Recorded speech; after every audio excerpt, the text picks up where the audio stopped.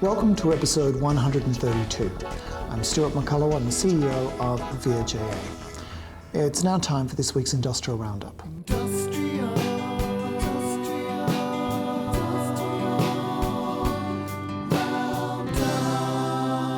For this week's Industrial Roundup, the main activity concerns meeting number 5 with the ANMF to continue our discussions for a new nurses and midwives agreement. The key focus of this week's discussion will be on classifications, which is a particularly complex area. In terms of VHIA providing some initial feedback to the ANMF, we'll be focusing on parts G and H, and that includes proposed changes to leave. And at this time, some of the most direct costs are associated with proposed changes to leave entitlements. This week we also have the Rural and Regional HRIR meeting. We'll be introducing the Rural and Regional Group to our proposed new website, as well as inviting them to participate in this year's podcast quiz, where they have a chance at winning this trophy. As always, all of our activities are summarised through the VHIA Yammer network. That's it for this week's Industrial Roundup. It's now time for the weekly update.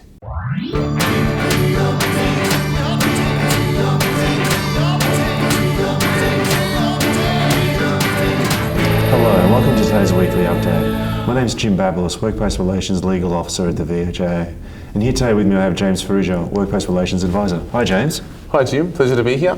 Now James, when we usually start these podcasts, these discussions, we obviously introduce a clue. So do you mind, do you want me to lift the box to do the honours? I'll lift it and you guess it.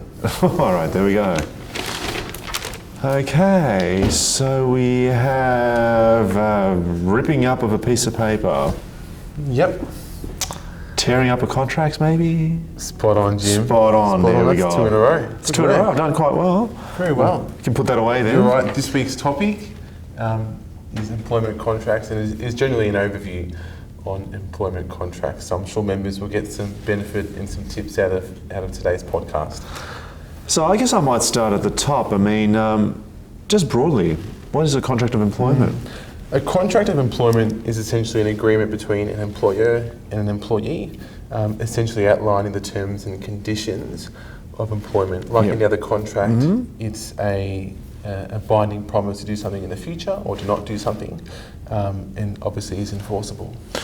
I mean, essentially, our employment contracts are regulated. Yeah, look, not exactly. However, employment contracts must be compliant with the law and applicable industrial instruments, and by that I mean the National Employment Standards in the Fair Work Act and any relevant modern awards or enterprise agreements that the contract of employment relates to. Okay. So what would happen in a situation where an employment contract contained a term that was, inconsistent with a term or a clause in a modern award? What would happen there? So in that scenario, the term will be struck out or removed and wouldn't actually have any contractual effect. Therefore, either party wouldn't be bound by that particular term. Depending on the nature of the term, it could actually prompt some further action to be required. Okay. What would you think is a really good example of this? Yeah. Look, an example would be an employee that's being underpaid below the applicable modern award rate. And let's just say, for example, for example's sake, they were on parental leave and they were paid a period of 8 weeks of paid parental leave.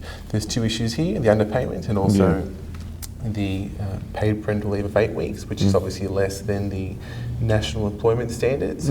What that means is that the employee would be entitled to an additional 2 weeks of parental leave, as well as back payments for the underpayment of the last 6 years or up to that.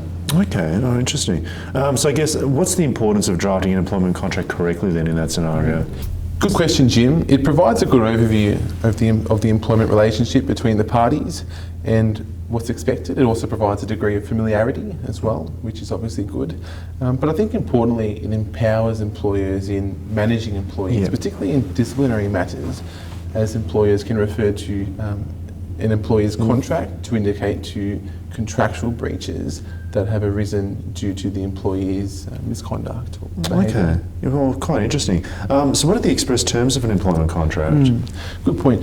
The express terms in an employment contract essentially spell out the rights or obligations of a particular party. Okay. What terms are commonly present in employment contracts? Could I just run through some of them for us? Yeah, would like to.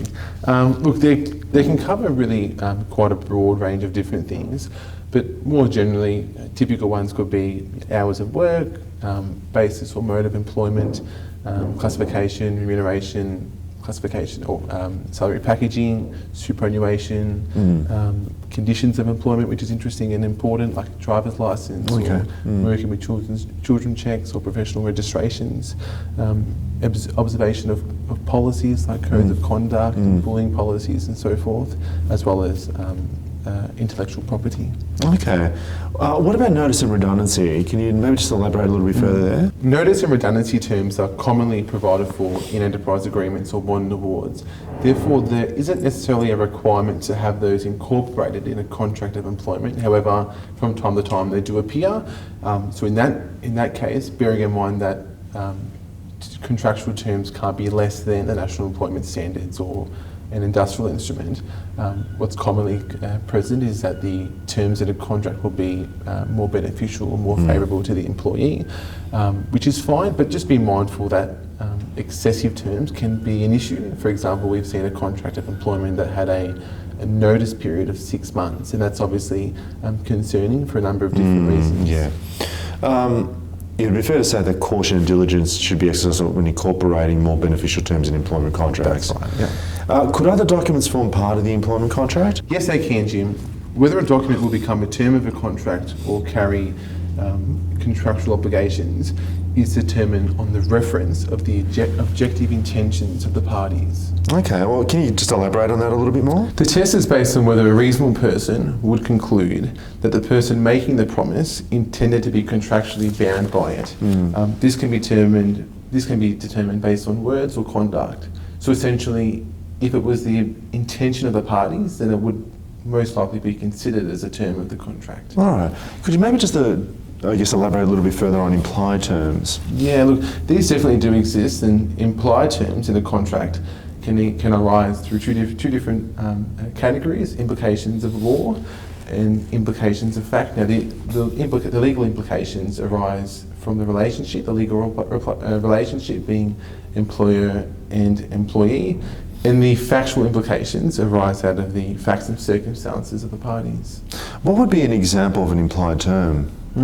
Look, it'll really depend on the nature of the relationship between the parties. However, the following are common: the duty to obey orders, which is an employee duty, the duty to exercise care and carry out employment, as well as the employer duty to take care for the safety of employees. What about the implications arising out of fact? Yeah, look, the case of the Commonwealth Bank of Australia versus Barker 2014, which members will see before them, which was a High Court of Australia decision, essentially held that the term has to be necessary to give business efficacy to the contract, which is a specific application of the criterion of necessity.